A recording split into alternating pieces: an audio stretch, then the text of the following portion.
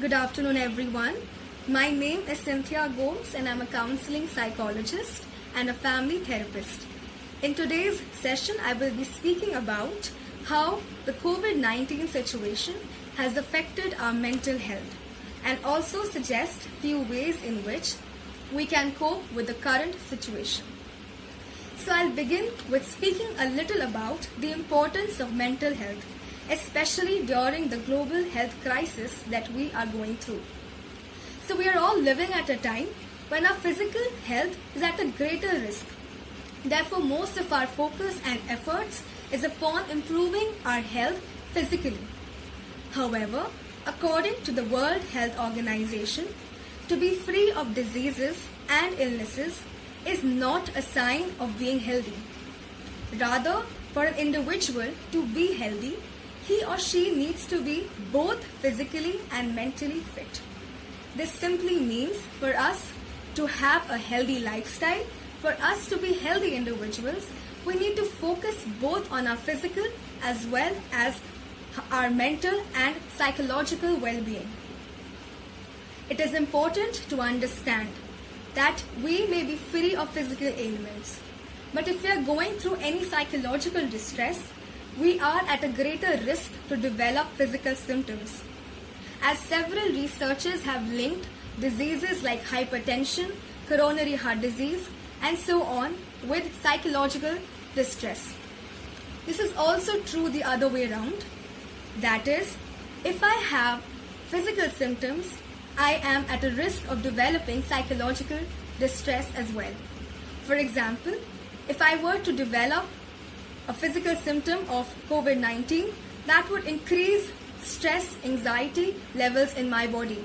I would be anxious about what's going to happen, how things are going to turn out, whether I will get proper treatment or not, and so on.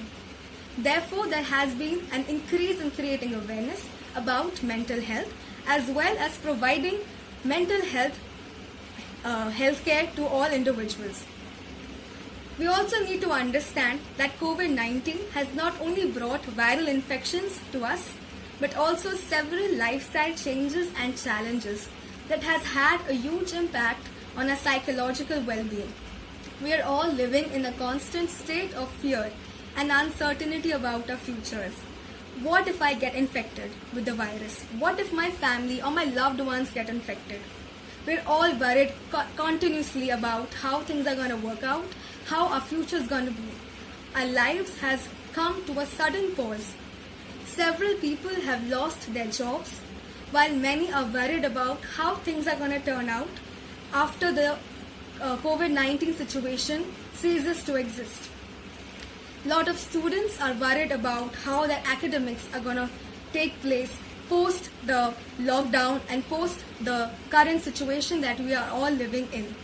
Many students don't have access to online classes. They're worried about how to pursue their studies, how to go about their regular academics. Students are worried about their exams, their competitive exams, how they're going to enroll in colleges, how they're going to pass and get degrees, and so on. All these factors are leading to psychological build-up in individuals, such that many of them are becoming hopeless about the future. People are facing difficulties in sleeping. They may be working throughout the day but are unable to get a good sleep. There is grief in individuals. They're all sad because we're not able to meet our friends. We have to stay at home. We're not able to move out as according to our wishes. There is lack of enthusiasm in living our lives. There is boredom and so on. It is therefore important for us to adapt strategies that can help us improve and cope with the current situation. The most useful way of coping with the situation is to self-introspect. We can make a list of things that we can control and a list of things that we can't. So basically, for example, we can avoid being infected by the virus by following guidelines. This is something that is under our control. However, how our future plays out, how things go out in the future is something that is not under our control. Therefore, if we only overthink about it, it will only affect our well-being, our mental health, and the present way in which we are living. Needing and providing social support. Now everyone is going through their own battles. The COVID-19 situation has affected all individuals across the globe. Some are able to cope up with it easily while others are facing difficulty. So therefore, we need to be kind to everyone and sensitive to the needs of others. At this time, it becomes important for us to ask for social support. That can be done by talking to our parents, talking to our family, talking to our loved ones about our problems, about what we are facing.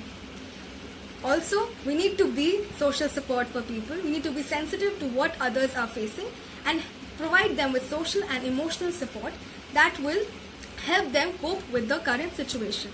We need to understand that we're all in this together. Then my next point is social media expert, to be a social media expert. This does not mean that we have to gain expertise on how social media functions, but rather gain insight about responsible social media posting. Now, what is responsible social media posting?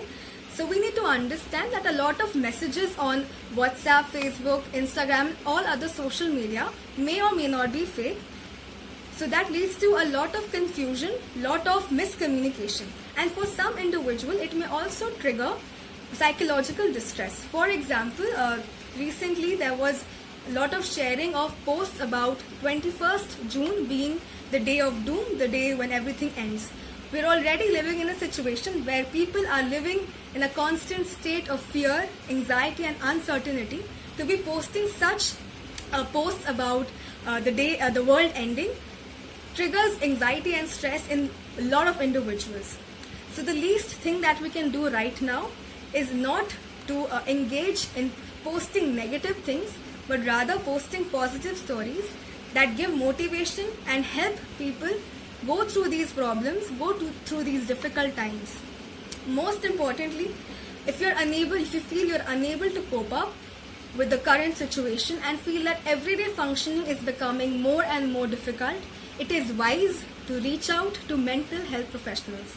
Just like we reach out to doctors for physical ailments, we need to reach out to the doctors of psychology, the psychologists and psychiatrists to help us improve our mental health. So I'll be ending at this point. So at the end, I'd like to talk about how to seek mental health. Like, I just want to talk about this.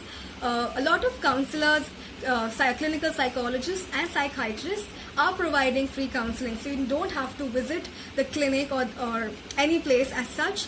So that becomes efficient for us. Even the Archdiocese of Delhi is providing free counseling, so you don't have to pay as well. So you can just reach out to any of us. We are 4 people in the team. So we will be posting a lot of talks as well, so which will help you out. We hope it helps you out. But also we will be available for free counseling. So if you want to talk to me about the post, today's speech, or you want to talk about your mental health, or you want to reach out for help, you can contact me via Facebook. My contact details will be shared with you. And thank you for listening. I hope you're all stay safe, stay healthy. Thank you.